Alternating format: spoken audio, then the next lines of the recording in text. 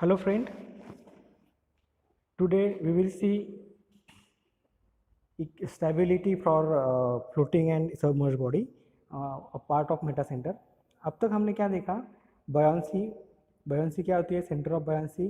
After that meta center, importance of meta center. Okay, now in today's lecture we will discuss about equilibrium, that is stability. Okay, condition of equilibrium is nothing but stability of body, whether body will float or sink. ये कौन decide करेगा? ये decide करेगा Meta centre अगर floating body है तो, और centre of buoyancy अगर सबमर्ज बॉडी है तो. ओके, सो पहला पार्ट हम देखेंगे stability of submerge body.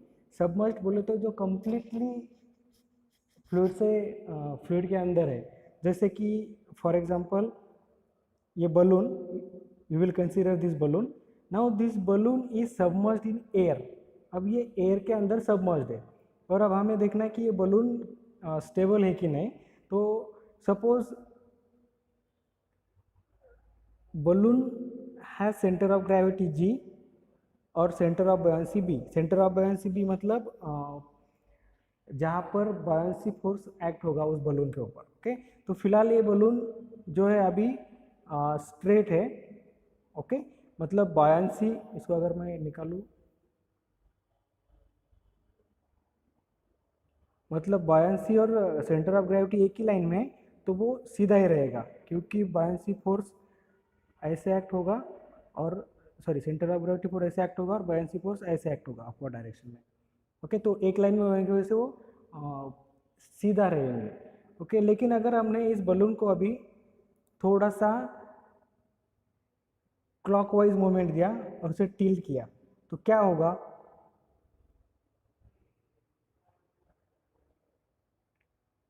What happened here when clockwise movement is applied to this balloon or tilted in clockwise direction? So what happened? Centre of gravity तो जहाँ पर है वहीं पर रहेगा, मतलब यहाँ से उसका वेट नीचे आना है, आएगा. ओके, लेकिन ये जो सेंटर ऑफ बॉयंसी है अब ये नई जगह पे फिक्स हो गया, बराबर. अब सेंटर ऑफ बॉयंसी के through upward buoyant force act हो रहा है और सेंटर ऑफ ग्रेविटी के थ्रू उसका बलून का वेट, बलून को वेट भी इसलिए सेंटर ऑफ ग्रेविटी नीचे है, बलून का वेट एक्ट हो रहा है. अब देखो यहाँ पर हो रहा है बॉयंसी फोर्स एक्ट और यहाँ पर नीचे हो रहा है उसका वेट एक्ट. तो ये दोनों एक मोमेंट कपल क्रिएट करेंगे या मोमेंट क्रिएट करेंगे. वो मोमेंट रहेगा एंटी क्लॉकवाइज. समझ में आ रहा है? ये ऐसा मोमेंट क्रिएट कर देंगे. क्यों? क्योंकि अब इसका सेंटर ऑफ बॉयंसी और सेंटर ऑफ ग्रेविटी एक लाइन में नहीं है, दोनों के बीच में एक गैप हुआ है. तो यहाँ पर एक्ट होगा सेंटर ऑफ बॉयंसी फोर्स और यहाँ पर एक्ट होगा वेट. तो एक एंटी क्लॉकवाइज मोमेंट क्रिएट करेंगे. Okay, anti clockwise moment create होगा. हमने क्लॉकवाइज मोमेंट दिया था, बदले में हमें क्या मिला? Anti clockwise moment. मतलब इसका मतलब क्या हुआ? ये एंटी क्लॉकवाइज मोमेंट इस बलून को फिर से इस पोजीशन में लाके खड़ा कर देगा. ओके, ये बलून फिर से इसी डायरेक्शन में मूव होके सीधा खड़ा रहेगा. अगर ये एंटी क्लॉकवाइज मूवमेंट ज़्यादा हो गया और बलून इस साइड में गया तो फिर से क्लॉकवाइज मूवमेंट एक्ट होगा क्योंकि सेंटर ऑफ बॉयंसी और centre of gravity clockwise movement वहाँ पर क्रिएट करेंगे. समझ में आ गया? इन शॉर्ट, अगर आप क्लॉकवाइज मूवमेंट देते हो तो सेंटर ऑफ बॉयंसी और सेंटर ऑफ ग्रेविटी की वजह से एंटी क्लॉकवाइज कपल क्रिएट होगा. अगर आप एंटी क्लॉकवाइज मूवमेंट देते हो तो क्लॉकवाइज कपल या मूवमेंट फॉर्म होगा और वो बॉडी अपने ओरिजिनल पोजीशन में, मतलब जैसे वो स्ट्रेट थी उस पोजीशन में आ जाएगी. तो इस इक्विलिब्रियम को कहते हैं स्टेबल इक्विलिब्रियम. मतलब आप उस बॉडी को टिल्ट करते हो और वो बॉडी फिर से अपने ओरिजिनल पोजीशन पे आ जाती है. आप उसको किधर भी क्लॉकवाइज टिल्ट करो या एंटी क्लॉकवाइज टिल्ट करो, वो फिर से अपने पोजीशन पे आएगी because of this centre of buoyancy and centre of gravity. मतलब अगर centre of gravity centre of buoyancy के नीचे है तो वो बॉडी स्टेबल इक्विलिब्रियम है, हम ऐसा बोल सकते हैं. कब बोल सकते हैं? जब centre of gravity centre of buoyancy के नीचे, और when centre of buoyancy is above centre of gravity, then that body will be in stable equilibrium. Okay, क्योंकि वो उस बॉडी को फिर से उसकी ओरिजिनल पोजीशन पे लेके आएगी। ओके, नाउ अगर क्या होगा, अगर ये centre of buoyancy centre of gravity के नीचे होगा। अब देखो उस बलून को मैंने उल्टा कर दिया, बलून तो फ्लोट होने वाला ही है, उल्टा करने से क्या हो गया, ये जो सेंटर ऑफ ग्रेविटी है ऊपर रहेगी और सेंटर ऑफ बॉयंसी नीचे। अब ये सीधा होने की वजह से एक ही लाइन में, उनके बीच में कोई मूवमेंट नहीं है, तो वो सीधा ही रहेगा बलून।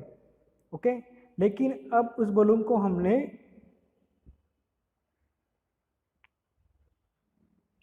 क्लॉकवाइज मूवमेंट दे दिया है। अब उससे क्या होगा, देखो उसका जो सेंटर ऑफ बॉयंसी इस साइड में गया, मतलब वेट एक्ट हो रहा है यहाँ पर और सेंटर बॉयंसी फोर्स एक्ट हो रहा है यहाँ पर। तो ये क्या करेंगे, ये एक क्लॉकवाइज मूवमेंट क्रिएट करेंगे। समझ में आ रहा है, ये फोर्स नीचे ढकल रहा है, ये फोर्स ऊपर ढकल रहा है, तो उसका रिजल्ट क्या मिलेगा, एक क्लॉकवाइज मूवमेंट क्रिएट होगा। हमने कौन सा दिया है, क्लॉकवाइज मूवमेंट। मतलब जैसे हमने उसको क्लॉकवाइज मूवमेंट या क्लॉकवाइज टिल्ट किया, तो उसने एडिशन में और एक क्लॉकवाइज मूवमेंट दिया, तो उसको हम क्या बोल सकते हैं कि ये बॉडी और इधर जाएगी, अपने ओरिजिनल पोजीशन में आ रही है क्या। जैसे पहले केस में हमने क्लॉकवाइज मूवमेंट दिया था, तो एंटी क्लॉकवाइज कपल या मूवमेंट क्रिएट हो गया था, तो बॉडी अपने पोजीशन पर गई थी। लेकिन इस बार क्या हो रहा है, जैसे हमने क्लॉकवाइज मूवमेंट दिया, तो उस बॉडी ने भी उसमें क्लॉकवाइज मूवमेंट ही क्रिएट किया, तो वो बॉडी इधर ही जाएगी, वो बॉडी फिर से इधर नहीं आएगी, वो बॉडी फिर से अपने ओरिजिनल पोजीशन में नहीं आएगी। तो इसे कहते हैं अनस्टेबल इक्विलिब्रियम। अनस्टेबल इक्विलिब्रियम में क्या होता है, अगर आप बॉडी को टिल्ट करोगे तो और ज़्यादा टिल्ट हो जाएगी, वो अपने पोजीशन में नहीं आएगी, ओरिजिनल पोजीशन में नहीं आएगी। तो ये कब होगा, जब centre of buoyancy is below centre of gravity. Okay, जब centre of buoyancy centre of gravity के नीचे है तो अनस्टेबल इक्विलिब्रियम है। अगर centre of buoyancy centre of gravity के ऊपर है तो स्टेबल इक्विलिब्रियम है। स्टेबल इक्विलिब्रियम में क्या होता है, बॉडी को आप टिल्ट करो वो फिर से अपने पोजीशन में चली जाएगी। अनस्टेबल में क्या होता है, बॉडी को आप टिल्ट करो वो और ज़्यादा टिल्ट हो जाएगी। ओके, और एक तीसरा है न्यूट्रल इक्विलिब्रियम। न्यूट्रल इक्विलिब्रियम में सेंटर ऑफ बॉयंसी और सेंटर ऑफ ग्रेविटी एक ही पॉइंट पर रहते हैं, तो वो ना ही वो एंटी क्लॉकवाइज कपल क्रिएट करेंगे ना ही क्लॉकवाइज। मतलब आपने उस बॉडी को अगर टिल्ट किया तो जहाँ तक टिल्ट किया, मतलब वो अगर वो बलून ऐसा है और वो न्यूट्रल इक्विलिब्रियम है, तो आपने अगर उसको टिल्ट किया तो वो टिल्ट ही रहेगा, ना ही वो वापस जाएगा और ना ही वो आगे जाएगा। समझ में आ रहा है, अगर आपने बलून को टिल्ट किया तो वो जितना टिल्ट किया है वहीं पर फ्लोट होगा, वो ना ही अपनी ओरिजिनल पोजीशन पे जाएगा और ना ही वो आगे की तरफ मूव होगा। ओके, तो इसको हम कैसे कंक्लूड कर सकते हैं कि स्टेबल इक्विलिब्रियम वो जो फिर से अपने ओरिजिनल पोजीशन पे आ सके, वो कब रहता है, जब centre of buoyancy centre of gravity के ऊपर रहता है। अनस्टेबल इक्विलिब्रियम कौन सा, अनस्टेबल इक्विलिब्रियम वो जो मतलब टिल्ट करने के बाद और टिल्ट होता है, मतलब वो मतलब क्लॉकवाइज टिल्ट करने के बाद एंटी क्लॉकवाइज अपोजिट मोमेंट नहीं क्रिएट कर पाता, उसे हम अनस्टेबल इक्विलिब्रियम कहते हैं। वो कुछ देर के मतलब थोड़ा टिल्ट करेंगे वो और ज़्यादा टिल्ट हो जाएगा। और न्यूट्रल इक्विलिब्रियम वो ना ही अपने जगह पे वापस आता है और ना ही आगे की तरफ और टिल्ट होता है। तो ये हो गया, this was the stability criteria for submerge body और condition for equilibrium for submerge body. Submerge body जो टोटली सबमर्ज हो। Now we will see stability of floating body. Floating मतलब जो बॉडी फ्लोट कर रही है। ओके, जैसे कि ये अपना पॉन्टून, ये एक बॉडी है जो फ्लोट कर रही है। इस बॉडी में क्या है, मेटा सेंटर ऊपर है। ओके, ये जो एक बहुत बड़ी एक बात बोलता हूँ मैं आपको, ये जो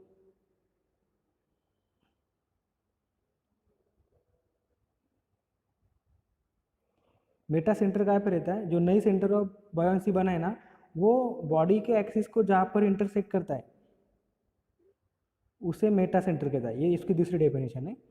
मतलब जब आपने बॉडी टिल्ट की तो ये जो सेंटर ऑफ बॉयंसी है वो नई जगह पर आ जाएगा। यहाँ से अगर आप ऊपर लाइन निकालेंगे, जो बॉडी के एक्सिस को जहाँ पर टच करती है, इंटरसेक्ट करती है, उसे मेटा सेंटर कहते हैं। ओके, और ये अपना सेंटर ऑफ ग्रेविटी।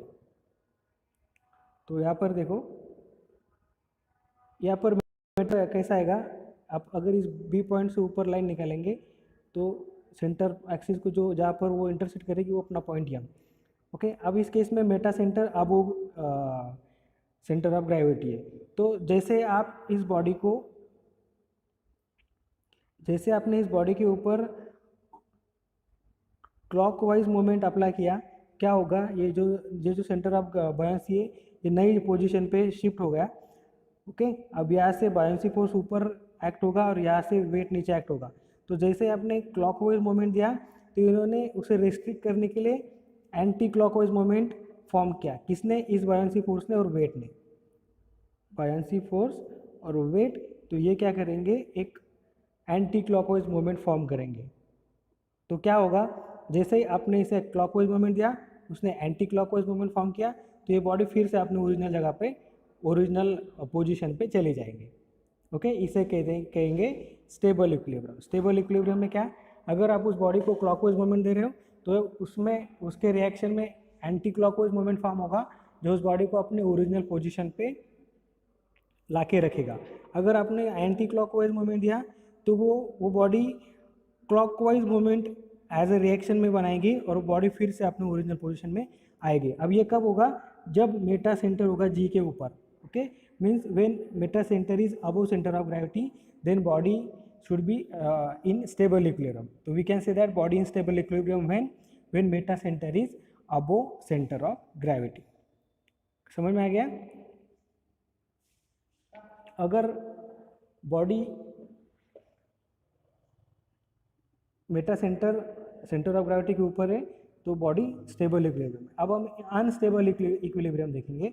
हमने क्या किया, इन्हें सेंटर ऑफ ग्रेविटी को ये मास लगा के ऊपर भेज दिया, मतलब सेंटर ऑफ ग्रेविटी को हमने और डिस्प्लेस किया ऊपर। अब यहाँ पर मेटा सेंटर कहाँ पर आएगा ये जो नया सेंटर ऑफ बायंसी है, इसे अब जो लाइन निकालेंगे, जो सेंटर एक्सिस को इंटरसेक्ट करेंगे उसे हम मेटा सेंटर कहेंगे। Okay, clear? तो मेटा सेंटर यहाँ पर है अभी। अब आपने क्या किया, इस बॉडी को क्लॉकवाइज मूवमेंट दिया, तो बदले में क्या हुआ, अब इधर निकालता हूँ मैं, यहाँ से वेट सेंटर ऑफ ग्रेविटी के थ्रू नीचे आएगा और सेंटर ऑफ बायंसी के थ्रू बायंसी फोर्स ऊपर जाएगा। हमने यहाँ पर क्लॉकवाइज मूवमेंट दिया और बदले में और क्लॉकवाइज मूवमेंट बॉडी ने फॉर्म किया, बराबर। रिएक्शन में बॉडी ने क्लॉकवाइज मूवमेंट ही बनाया, एंटी क्लॉकवाइज मूवमेंट नहीं बनाया। मतलब आपने इस बॉडी को और धक्का दिया तो क्लॉकवाइज मूवमेंट बॉडी को और नीचे लेके जाएगा, तो बॉडी यहाँ पर सिंक हो जाएंगी क्योंकि फ्लोट है, बराबर। मतलब क्लॉकवाइज मूवमेंट देने के बाद भी अगर क्लॉकवाइज मूवमेंट प्रोड्यूस हो रहा है तो बॉडी को पानी के अंदर लेके जाएंगे, body will be sink, body will not flow. Okay, तो उस केस को हम कहेंगे अनस्टेबल इक्विलिब्रियम। मतलब अगर आपने इधर एंटी क्लॉकवाइज मूवमेंट भी दिया होता तो ये एंटी क्लॉकवाइज मूवमेंट ही रिएक्शन में बनाती और बॉडी और इधर चली जाती और पानी या लिक्विड के अंदर डूब जाती, सिंक हो जाती। तो अनस्टेबल इक्विलिब्रियम में बॉडी को अगर आपने टिल्ट किया तो बॉडी फ्लोट नहीं कर पाएंगी, बॉडी सिंक करेगी। समझ में आ गया? और ये कब होगा, जब मेटा सेंटर इज बिलो जी, मतलब जब Meta centre centre of gravity के नीचे होगा। और तीसरा है न्यूट्रल इक्विलिब्रियम, जिसमें मेटा सेंटर और सेंटर ऑफ ग्रेविटी एक ही पॉइंट पे रहते, तो आप कितना भी टिल्ट करो, अगर आप टिल्ट करते हो तो वो बदले में ना ही एंटी क्लॉकवाइज मूवमेंट बनाएगा या क्लॉकवाइज मूवमेंट बनाएगा। आपने उस बॉडी को, फॉर एग्जांपल ये बॉडी न्यूट्रल इक्विलिब्रियम में, इधर ही यम है और इधर ही है, आपने इस बॉडी को टिल्ट किया तो बॉडी जितना टिल्ट किया वैसे ही रहेगी, ना ही वो वापस आएंगी और ना ही वो आगे जाके डूब जाएंगी। That body will not come to its original position and will not sink, क्योंकि वो रिएक्शन में कुछ भी मोमेंट नहीं बनाती। अगर आपने उसको जितना मोमेंट दिया है उतना ही वो टिल्ट रह के वैसे फ्लोट करेगी। समझ में आ गया? बहुत सिंपल था। मतलब ये मेटा सेंटर डिसाइड करेगा, अगर आप शिप डिजाइन कर रहे हैं तो शिप का मेटा सेंटर कहाँ पे रहना चाहिए, शिप की जो सेंटर ऑफ ग्रेविटी के उसके ऊपर। तभी अगर शिप ऐसे, अगर आपने शिप देखा होगा, अगर शिप टिल्ड भी होगा इधर तो मेटा सेंटर की वजह से और सेंटर ऑफ ग्रेविटी की वजह से फिर से अपने ओरिजिनल पोजीशन में आएगा।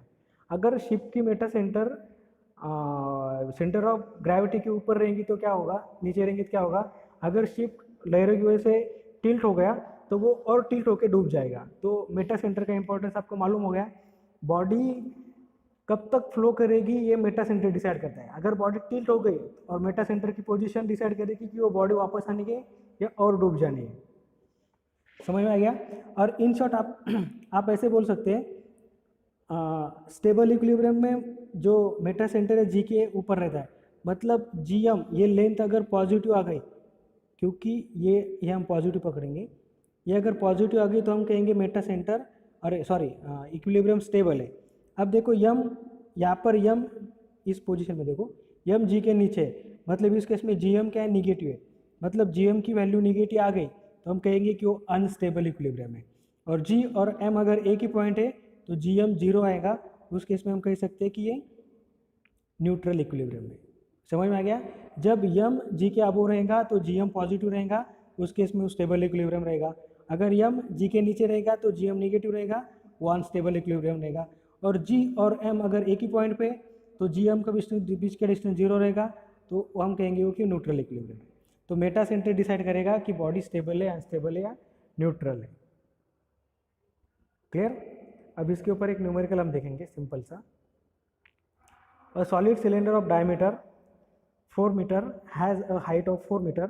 Find the metacentric height of cylinder if the specific gravity of material of cylinder equals to 0.6 and it is floating in water with its axis vertical. State whether equilibrium is stable or unstable. यहाँ पर क्या दिया है कि एक cylinder है, solid cylinder, वो water के ऊपर फ्लोट हो रहा है तो उसका जो डायमीटर दिया है 4 मीटर, सॉरी उसका डायमीटर दिया है 4 मीटर और 4 मीटर और उसकी हाइट दी है 4 मीटर, मतलब ऐसा 4, ये जो डायमीटर है वो 4 और हाइट है वो 4, ये दिया है। और उसकी स्पेसिफिक ग्रेविटी दी है 0.6। अब हमें और वो फ्लोट हो रहा है ये भी दिया है विथ इट्स एक्सिस वर्टिकल। तो हमें निकालना है कि वो स्टेबल है क्या, कौन अनस्टेबल इक्विलिब्रियम है। तो वो फ्लोट कर रहे हैं तो हम ऐसा अज्यूम करेंगे कि उसका कुछ पार्ट ऊपर है। ओके, जो पानी के अंदर का पार्ट है उसे हम एक्स या एच बोलेंगे। ओके, ये टोटल लेंथ कितनी है 4, तो उसका सेंटर ऑफ ग्रेविटी कितना रहेगा इसके मिड पॉइंट पे, मतलब सेंटर ऑफ ग्रेविटी 2 हो गया। ओके, मतलब एक अगर हमने यहाँ से अगर सेंटर ऑफ ग्रेविटी मेजर किया तो कितना मिलेगा 2, इस 4 का मिड पॉइंट। अब हमें निकालना है depth of cylinder in water, ये कितना है। तो ये फॉर्मूला डायरेक्टली डिराइव है, इसको हम कैसे निकाल सकते हैं, weight of water displace equals to weight of cylinder. Cylinder cylinder float हो रहा है तो वो अपने वेट इतना वाटर डिस्प्लेस करेगा, तो इसको मैं कहूँगा rho of water g volume of water displace equals to rho उस मटेरियल का जी वॉल्यूम ऑफ मटेरियल उस बॉडी का, उसको हम बोलूँगा जी जी कैंसल। अब कितना वॉल्यूम वाटर का डिस्प्लेस होगा, जितना पार्ट उस सिलेंडर का पानी के अंदर है। तो पानी के अंदर उसकी लेंथ हमने एच पकड़ी तो उसका वॉल्यूम क्या क्या होगा, π/4 d स्क्वेयर इंटू एच, और ये पानी का रो। अब देखो इसका इस पूरे बॉडी का कितना होगा वॉल्यूम, π/4 d स्क्वेयर, जो उसकी हाइट है, इसको मैं क्या बोलूँगा, ओरिजिनल हाइट को एच बोलता हूँ और इसे एक्स बोलता हूँ, एक्स। पानी के अंदर जो पार्ट है वो एक्स और जो ओरिजिनल हाइट है एच और उसका रो। तो π/4 d square π/4 d square cancel, ये इधर आ गया इस साइड में, तो rho upon rho of water, तो ये हो गया स्पेसिफिक ग्रेविटी। इधर क्या बचा, सिर्फ एक्स, इधर क्या बचा, specific gravity into H. Okay, ये अपना बेसिक फार्मूला था जिसके ऊपर से ये डिराइव किया है।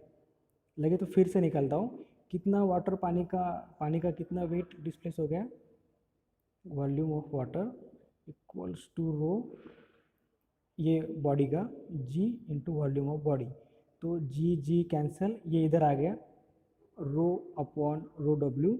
अब इस वॉल्यूम को मैं लिखता हूँ π/4 d² इंटू एच, सिलेंडर का वॉल्यूम है, और पानी का कितना वॉल्यूम डिस्प्लेस हुआ, जितना वो पानी के अंदर है, तो π/4 d² इंटू एक्स, पानी के अंदर हम एक्स कंसिडर करेंगे, तो π/d², इसे हम कहेंगे स्पेसिफिक ग्रेविटी। तो ये हो गया स्पेसिफिक ग्रेविटी इंटू एच, मतलब पानी के अंदर उसकी हाइट कितनी है, कैसे कैसे मालूम करेंगे हम, स्पेसिफिक ग्रेविटी इंटू एच। आप ऐसे भी लिख सकते हो, अगर फॉर्मूला याद नहीं है तो आप ये याद रखो। ओके, तो स्पेसिफिक ग्रेविटी 0.6, H4, तो पानी के अंदर वो सिलेंडर कितना है, ये डिस्टेंस कितना है, 2.4। तो अब सेंटर ऑफ बायन्सी क्या रहता है, जितना वॉल्यूम वाटर डिस्प्लेस हुआ उसकी सेंटर ऑफ ग्रेविटी, मतलब ये जो पार्ट है उस बॉडी का, इसकी सेंटर ऑफ ग्रेविटी मतलब 2.4 का आधा पार्ट 1.2, और सेंटर ऑफ ग्रेविटी कितनी है 2। तो अगर आप यहाँ से मेजर करेंगे सेंटर ऑफ ग्रेविटी, तो वो मिड पॉइंट है 4 का, तो आएगा 2। ओ जी की वैल्यू कितनी हो गई, देखो ओ जी की वैल्यू कितनी 2, और ओ बी की वैल्यू कितनी, इस 2.4 का आधा 1.2, तो ये आता है 2 - 1.2 0.8। तो डिस्टेंस बिटवीन बी और जी कितना है 0.8। हमें क्या निकालना है, स्टेबिलिटी निकालना है, उसके लिए मेटासेंट्रिक हाइट लगेगी GM, वो हम निकाल रहे हैं। उसके लिए BG लगेगा, I लगेगा, वॉल्यूम लगेगा। ये वॉल्यूम क्या है, वॉल्यूम ऑफ वाटर डिस्प्लेस है। तो हमने BG निकाला, अब I और वॉल्यूम ऑफ वाटर डिस्प्लेस बाकी है। हमने वॉल्यूम ऑफ वाटर डिस्प्लेस के लिए कितना वॉल्यूम डिस्प्लेस होगा, आपको मालूम है, जो पानी के अंदर है, मतलब π/4 d² इंटू इतनी हाइट 2.4। यहाँ पर देखो वॉल्यूम ऑफ वाटर डिस्प्लेस, जितना उस बॉडी का पोर्शन पानी के अंदर उतना, सो πr² इंटू हाइट कितनी पानी के अंदर 2.4, तो कितना वॉल्यूम मिला, कितना वाटर का वॉल्यूम डिस्प्लेस हुआ 13.14 मीटर क्यूब। अब हम निकालेंगे moment of inertia top view में। अब ये सिलेंडर टॉप व्यू में हमें क्या मिलेगा, सर्कल, उसका डायमीटर 4 है 4, तो उसका मोमेंट ऑफ इनर्शिया क्या हुआ π/64 इंटू d⁴, कैलकुलेट किया तो 12.56 मीटर⁴। ओके, अब हमें सब मिला, I की वैल्यू 12.56, V की वैल्यू 13.14, और BG की वैल्यू हमने निकाला 0.8 या -0.3833। इसका मतलब मेटा सेंटर है वो B के नीचे, ये नेगेटिव आई, इसका मतलब क्या है, Meta centre is below centre of gravity, इसलिए ये सिलेंडर अनस्टेबल इक्विलिब्रियम में है। मतलब इस सिलेंडर को अगर अब ये फ्लोट है, वो फ्लोट कर रहा है वहाँ से है, लेकिन उसे टिल्ट कर दिया, अगर उसे टिल्ट कर दिया तो फ्लोट नहीं करेगा और डूब जाएगा, तो उसे कहते हैं अनस्टेबल इक्विलिब्रियम। क्लियर? ओके, तो इस तरह से हमने हमारा पहला चैप्टर कवर कर लिया है। तो अगर आप न्यूमेरिकल ज़्यादा से ज़्यादा न्यूमेरिकल प्रैक्टिस कीजिए, कोई डाउट है तो आप मुझे पूछ सकते हो। इस तरह से हमारा ये फर्स्ट चैप्टर कंप्लीट हो गया।